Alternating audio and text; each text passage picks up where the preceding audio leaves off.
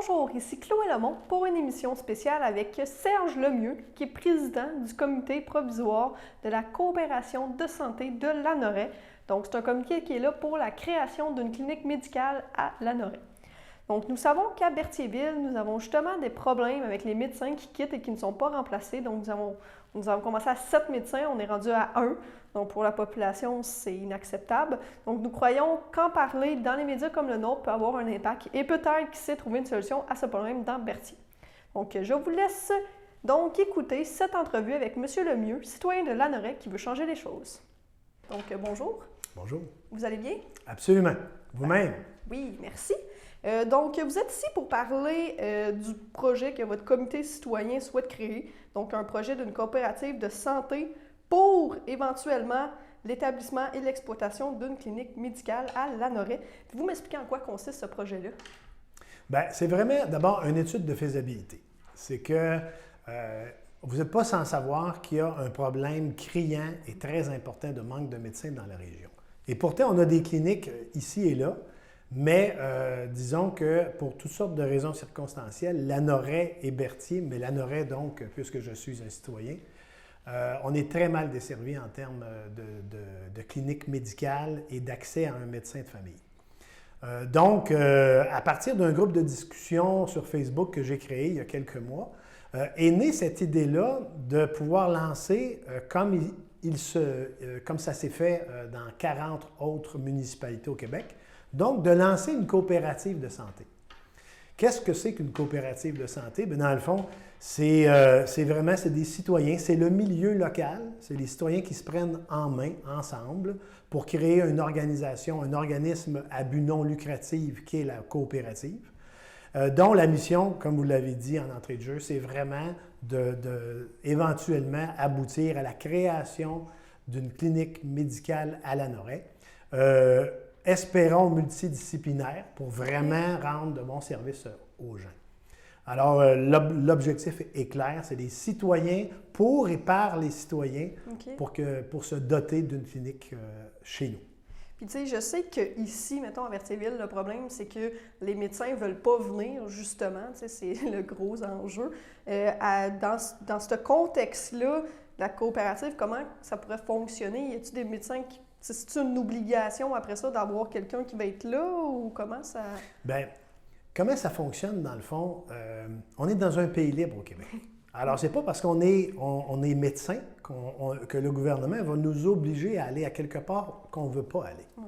Et dans les 40 coopératives qui existent déjà, c'est que les gens se sont pris en main pour bâtir un projet inclusif pour les citoyens, évidemment, mais inclusif aussi pour des gens qui sont en médecine. Okay. Donc, vous me parliez de Berthierville, puis Berthierville, c'est désastreux. On est passé de 7 à 3, et si je comprends bien, dans quelques temps, dans quelques semaines, il va rester un médecin seulement à la clinique de Berthier.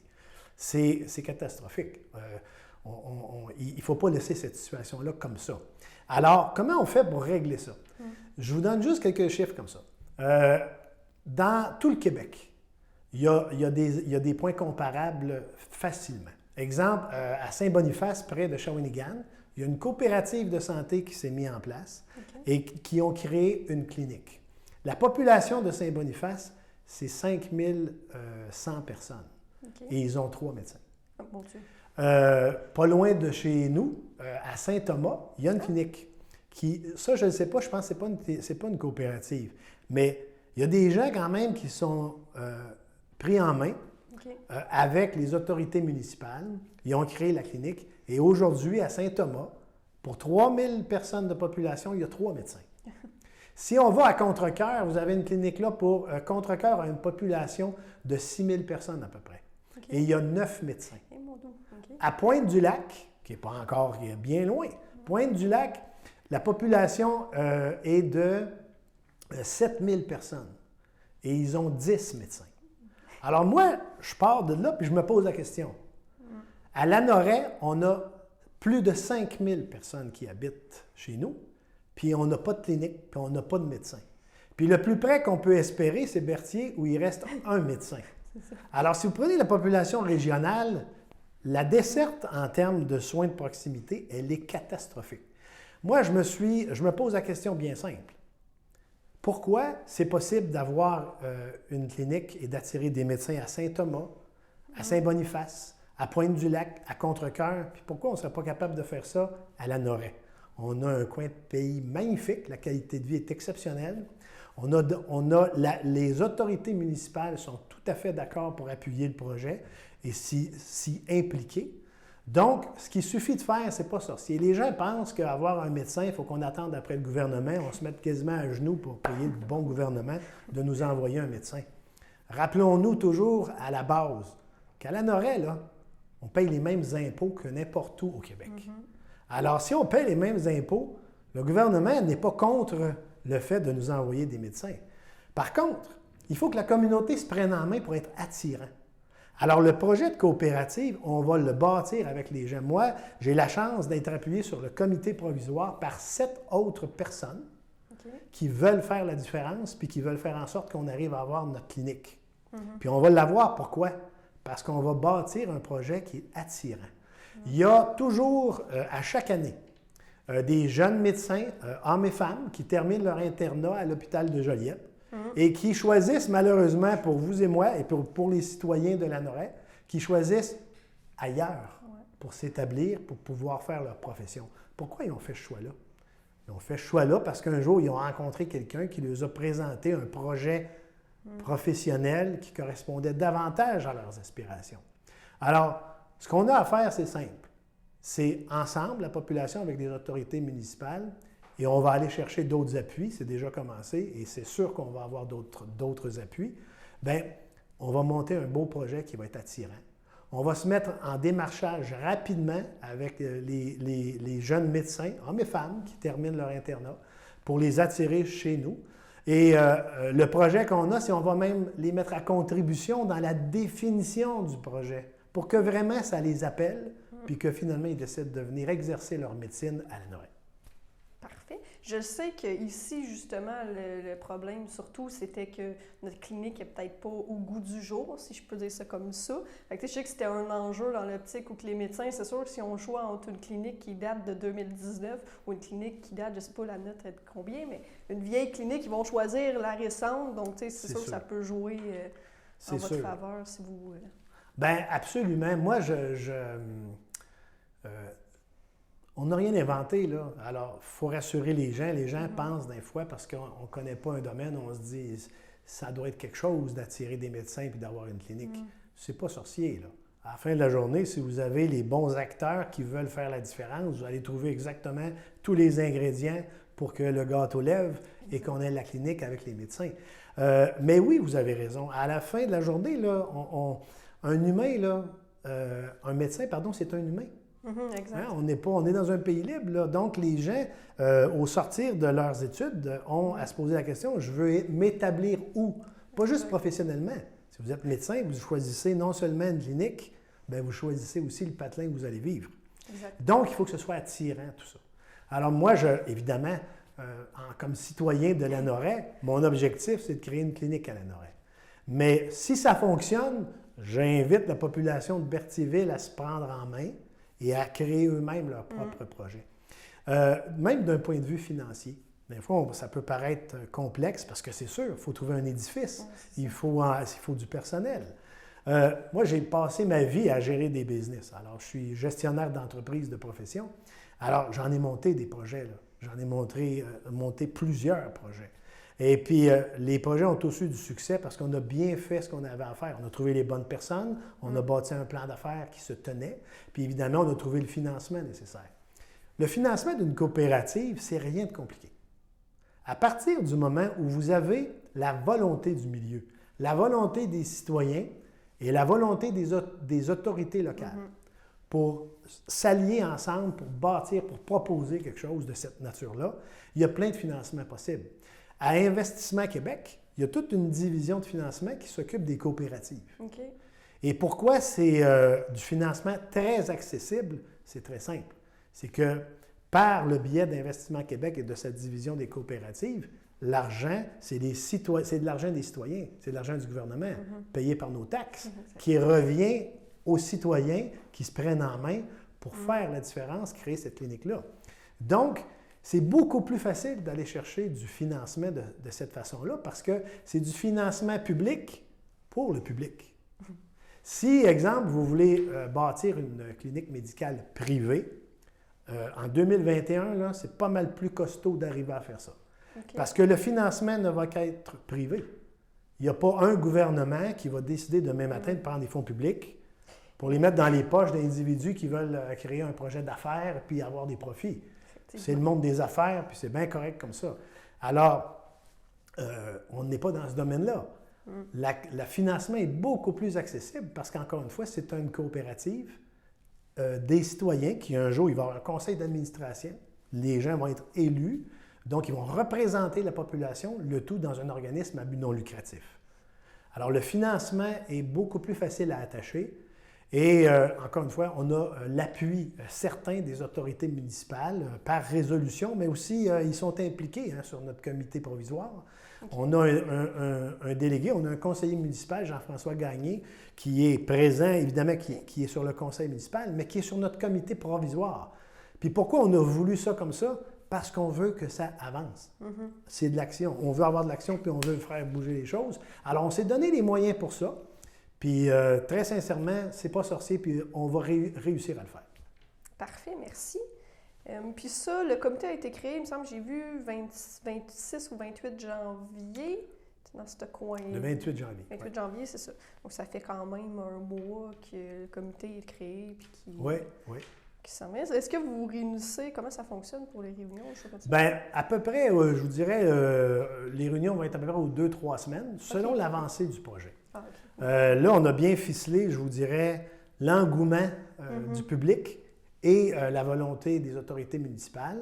Puis là, bien, les prochaines étapes, ça va être d'interpeller d'autres paliers de gouvernement, évidemment le palier provincial, puisque c'est eux qui gèrent la santé, puis d'autres organismes du milieu en appui.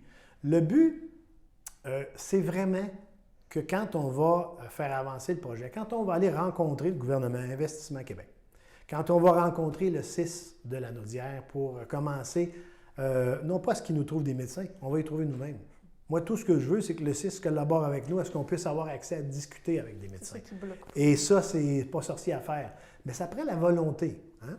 Alors, quand on a la volonté, il y a plein de choses qui se brassent. Je ne sais pas si vous avez été informé de ça, mais en octobre dernier, on avait des poteaux de téléphone sur la rue Notre-Dame à Lanoret qui étaient plantés carrément dans la rue. C'était très dangereux parce que tout ça traînait depuis des mois, plus d'une année, au moment où ils ont fait la réfection, où le ministère des Transports du Québec a fait la réfection de la route 138 à cet endroit-là. Okay. Malheureusement, il y a eu une mauvaise coordination avec Hydro-Québec. Les poteaux sont restés dans la rue. Si je vous raconte ça, c'est juste pour vous dire comment la volonté citoyenne peut faire la différence. Le conseil municipal, je me suis informé, les autorités municipales ont travaillé pendant des mois, plus d'une année, avec Hydro-Québec pour essayer de faire en sorte qu'Hydro-Québec vienne et débarrasse les rues de ces poteaux de téléphone-là qui étaient dangereux. Ça n'avançait pas, pour X raisons. Quand j'ai compris ça, bien, j'ai travaillé de pair avec les autorités municipales. Alors, ce que j'ai fait, c'est très simple, c'est que j'ai été sur un groupe Facebook et j'ai interpellé les citoyens, puis je leur ai demandé, écrivez à la PDG d'Hydro-Québec, Mme Brochu, j'ai fourni le courriel à tout le monde, et faites comme moi, je viens d'écrire à Mme Brochu comme citoyen de Lanoret, contribuable du Québec, je dis, je ne peux pas accepter que la rue principale de ma municipalité soit dangereuse à cause de poteaux qui traînent. Alors, enlevez-les. Quand j'ai demandé aux citoyens de Lanoret de faire ça, je vous dirais que c'était en fin d'après-midi. Okay. À 20 h le soir, il y a un cadre supérieur d'Hydro-Québec qui m'appelait à la maison pour dire « Monsieur Lemieux, il y a un problème, puis sachez qu'on va collaborer, il faut arrêter ça. » Alors, qu'est-ce qui est arrivé dans le fond? Il est arrivé que la population, le pouvoir citoyen s'est mobilisé, puis on a fait la différence. On a interpellé directement la bonne personne, la PDG d'Hydro-Québec. Le maire de Lanoret, M. Gérard Jean, a contribué ensuite à travailler avec moi pour parler avec les gens d'Hydro-Québec. Okay. Un mois plus tard, les poteaux étaient enlevés. Wow. Alors, une clinique médicale, c'est le même processus qu'on va prendre. On va d'abord installer, puis on l'a déjà pas mal. Alors, on va encore muscler encore davantage cette volonté populaire-là. On va faire ce qu'il faut. J'ai des gens très compétents autour de moi dans le comité provisoire. On va monter un plan d'affaires, on va interpeller les autorités nécessaires pour faire avancer ça. On va courtiser des médecins, puis on va créer une clinique médicale à Lanoraie. Je l'espère le plus rapidement possible. Notre horizon, avant la réalisation du projet, bien, on aimerait bien avoir réalisé tout ça autour de 2022-2023. OK, parfait. C'était ma prochaine question, justement. OK, bien c'est quand même pas si loin que ça. 2022-2023, on n'est pas... Ben non, exact. Puis si on fait bien notre travail, les choses vont avancer. Évidemment, c'est pas le genre de truc qu'on règle en 2 semaines. Non, c'est ça. Vous comprenez? Il faut bien faire les choses. Chose intéressante et importante pour nous aider à bien faire les choses. On est en contact avec la Fédération québécoise des coopératives de santé. Okay. Cet organisme-là, dans le fond, chapeaute, aide les 40 coopératives qui existent déjà au Québec. Alors ça, c'est extraordinaire, parce qu'on n'a pas besoin de réinventer la roue. On a des gens très compétents qui l'ont fait avant nous. Alors, et on a l'appui de cette fédération-là. Alors, on a, je parcourais encore hier soir, j'ai une brique de 200 pages, et c'est la recette précise, exacte, de comment on crée une coopérative, dans le moindre détail.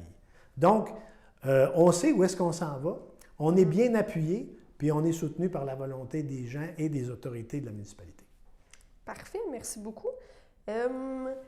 Est-ce que ça fait pas mal le tour, je pense, de la clinique? Oui. La clinique. Est-ce qu'il y avait autre chose que vous vouliez rajouter, d'autres projets peut-être que vous aimeriez aborder, puis que c'était peut-être pas clair pour les citoyens? Puis... je veux simplement inviter les citoyens à rejoindre notre groupe de discussion. L'idée de la coopérative, je l'ai dit tantôt, c'est né d'une discussion comme ça, dans ce groupe de discussion-là qui s'appelle Lanoraie en action. Alors, c'est un endroit sur Facebook où les gens adhèrent à ce groupe-là et on discute de projets. Alors, les gens lancent des idées, on échange sur ces idées-là. Dernièrement, j'avais mis l'idée d'un sentier pédestre.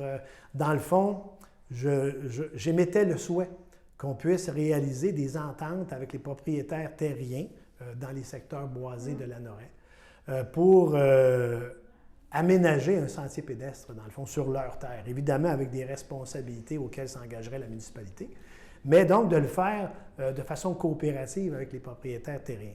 Alors, c'est une idée qui a eu énormément de popularité. Oui. Les gens, on aime ça. On vit pas on vit pas en campagne pour rien. Exact. On aime ça. Puis, vous savez, ça manque à Lanoraie, un sentier bien ficelé comme ça. Il y en a des sentiers qui se sont créés au fil du temps, disons ça, sur les terres de certaines personnes qui acceptent. Mais moi, je vois un beau sentier, là, quelque chose de bien aménagé, de connivence avec nos citoyens terriens, dans le fond.